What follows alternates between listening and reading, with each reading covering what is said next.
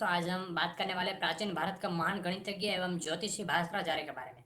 उनका जो ग्रंथ था सिद्धांत शिरोमणि, उनके अंदर लीलावंती का जो पहला चरण आता है, पाठ आता है, वो काफ़ी जो है वो प्रसिद्ध रहा है। और इस ग्रंथ का जो नाम था वो उसकी पुत्री का नाम से रखा गया था।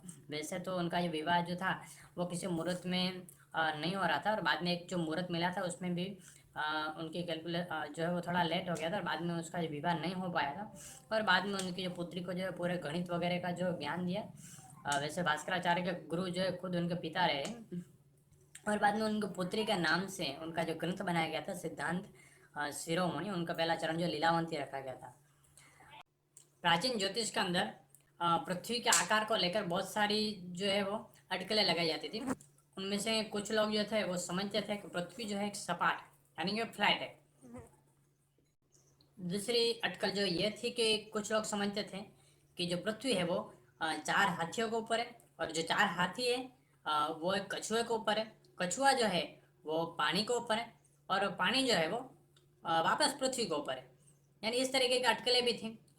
और जो तीसरा था वो कुछ लोग मानते थे, जो अभी जो ज्योतिष की गणना के मुताबिक भी माना जाता है कि पृथ्वी जो एक शेषनाग के ऊपर है।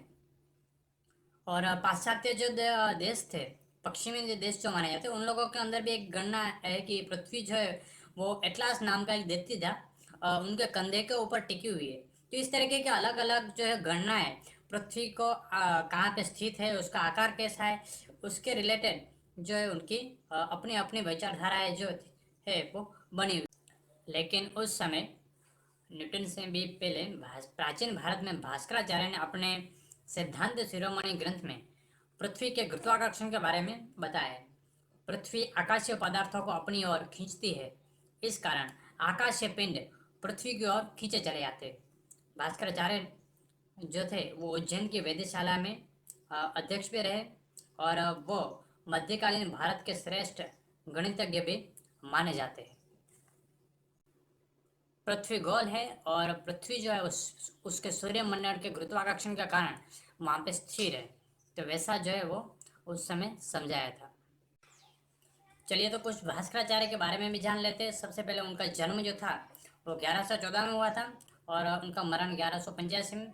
उनका जन्म वैसे तो निश्चित नहीं है, लेकिन उनके पुस्तकों को संदर्भ के मुताबिक जो है वो गणना की गई है। और उनका जन्म जो है वो बिजड़ नाम के गांव में हुआ था, और उनका गणित का जो ज्ञान था वो उनके ऋषि तुल्य पिता से प्राप्त हुआ था। और वो ब्रह्मगुप्त के पुस्तकों से उन्होंने बहुत सारी प्रेरणा ली थी, और उन्हीं से बहुत सारा कुछ उनको सीखने को मिला था। और उनका पूरा जीवन गणित के लिए हम कह सकते हैं कि वो समर्पित था।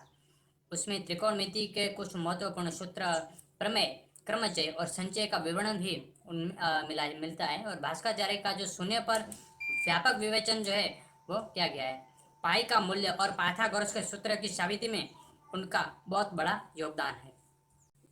उन्होंने सर्कल, फ्लैट और उनके कद के सूत्र यानी कि फॉर्मूला दिए हैं। इसलिए भारत सरकार ने उनके योगदान को लेकर भूमि दर्शक अंतरिक्ष यान का नाम भास्कर 2 यानी सैटेलाइट का नाम भास्कर 2 रखा गया है।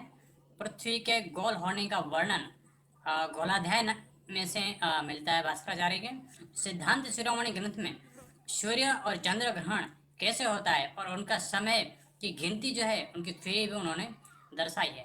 तो ये था छोटा सा प्रयास भास्कराचार्य के जीवन को आपके सामने लाने का, और आशा करता हूँ ये वीडियो आपके लिए हेल्पफुल रहेगा। और इसी तरीके के दूसरे जो काम के वीडियो हैं वो आपके लिए हम लाते रहेंगे। और इस चैनल को आपने सब्सक्राइब कर लिया तो आपका आभार। और अगर आप चैनल ने सब्सक्राइब नहीं किया तो चैनल को आप नीचे दिए हुए बटन के ऊपर क्लिक करके सब्सक्राइब कर ले, ताकि आने वाले सभी वीडियो आप तक पहुँचाए जा सकें। Thank you for watching and जय माता जी।